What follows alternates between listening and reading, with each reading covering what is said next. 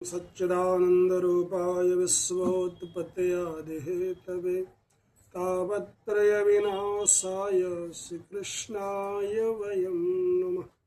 आइए प्रेम से कामदा एकादशी की कथा श्रवण करते हैं। युधिष्ठिर ने पूछा, हे वासुदेव, अब आप कृपा करके हमको चैत्र मास के शुक्ल पक्ष में कौन सी एकादशी है इसके बारे में बताइए। भगवान श्री कृष्ण कहते हैं, राजन, एकाग्रचित्त होकर पुरातन कथा सुनिए, जिसे वशिष्ठ जी ने दिलीप के पूछने पर कहा था। दिलीप ने पूछा, भगवान, मैं एक बात आपसे पूछना चाहता हूँ कि चैत्र मास के शुक्ल पक्ष में कौन सी एकादशी होती है। वशिष्ठ जी कहते हैं, राजन, चैत्र शुक्ल पक्ष में कामदा नाम की एकादशी होती है। ये परम पुण्यमयी है और ये पाप रूपी ईंधन के लिए दावानल के समान है। प्राचीन काल की बात है, नागपुर नाम का एक सुंदर नगर था। वहाँ के मकान सोने के बने हुए थे। उस नगर में पुंडरीक आदि महाभयंकर नाग निवास करते थे। पुंडरीक नाम का नाग उन दिनों वहाँ पर राज्य करता था। गंधर्व, किन्नर और अप्सराएं उनके राज्य का सेवन करते थे। वहाँ एक श्रेष्ठ अप्सरा थी जिसका नाम था ललिता।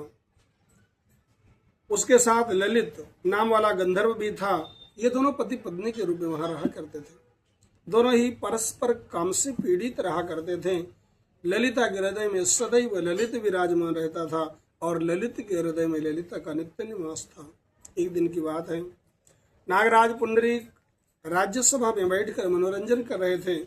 उस समय ललित का गान हो रहा था, किंतु उनकी प्यारी पत्नी ललिता उनके साथ नहीं थी, इसलिए गाते गाते उनको ललिता का स्मरण हो आया। आधा उनके पैरों की गति रुक गई और जीभ लड़खड़ाने लगी। नागों में श्रेष्ठ करकोटक को ललित के मन का संताप ज्ञात हो गया और राजा पुंडरीक को उनके पैरों की गति रुकने का और गान में त्रुटि होने की बात बता दी। करकोटक की बात सुनकर नागराज पुंडरीक की आंखें क्रोध से लाल हो गई। उसने गाते हुए कामातुर ललित को श्राप दिया, हे दुर्बुद्धे, तो मेरे सामने गान करते करते पत्नी की वशीभूत हो रहा है, इसलिए तो राक्षस हो जा। महाराज पुंडरीक कितना कहते हुए गंधर्व तुरंत राक्षस हो गया। भयंकर मुख, विकराल आंखें, देखने मात्र से वही उत्पन्न करने वाला था। ऐसा राक्षस होकर वह अपने कर्म का फल भोगने लगा। ललिता अपने पति की विकराल आकृति देखकर मन ही मन बहुत चिंतित हुई। भारी कष्ट से दुख पाने लगी। सोचने लगी, क्या करूं, कहाँ जाऊं, मेरे पति कष्ट से पीड़ित हो रहे हैं। इसलिए रोते हुए घने जंगलों में पति के पीछे पीछे घूमने लगी। वन में उसे एक सुंदर आश्रम दिखाई दिया जहां एक शांत मुनि बैठे हुए थे। उनका किसी भी प्राणी से वैर विरोध नहीं था। ललिता शीघ्रता के साथ उन मुनि के चरणों में प्रणाम किया। मुनि बड़े दयालु थे। उस दुखनी को देखकर इस प्रकार बोले, सुबह तुम कौन हो, कहाँ से आई हो, मेरे सामने सब सच सच बताइए। तब ललिता ने कहा, हे महामुनि, वीर धनवा नामक एक गंधर्व है, मैं उनकी पुत्री हूँ, मेरा नाम ललिता है। मेरे स्वामी अपने पाप दोष के कारण राक्षस हो गए हैं। उनकी यह अवस्था देखकर मुझे चैन नहीं है। हे ब्राह्मण, इस समय मेरा जो कर्तव्य हो वो बताइए। हे विप्रवर, जिस पुण्य के द्वारा मेरे पति राक्षस भाव से छुटकारा पा जाएं, उसका आप उपदेश दीजिए।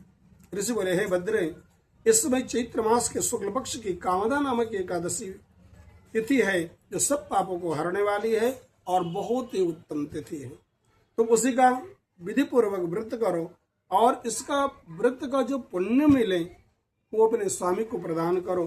पुण्य देने के क्षण भर मात्र में ही उनका सारा दोष दूर हो जाएगा।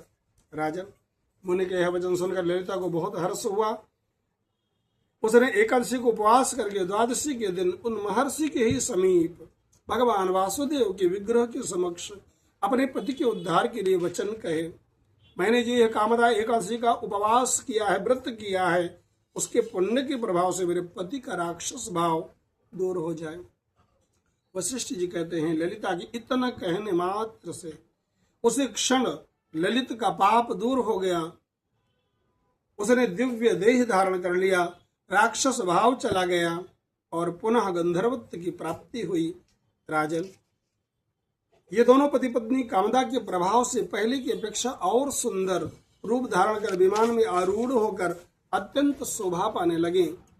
यह जानकर इस एकादशी के व्रत का यत्न पूर्वक पालन करना चाहिए। मैंने लोगों के हित के लिए तुम्हारे सामने इस व्रत का वर्णन किया है। कामदा एकादशी ब्रह्म हत्या आदि पाप और पिशाचत्व आदि दोषों का भी विनाश करने वाली है। राजन, इस एकादशी के पढ़ने और सुनने से वाजपेयी यज्ञ का फल प्राप्त होता है। जय श्री कृष्ण।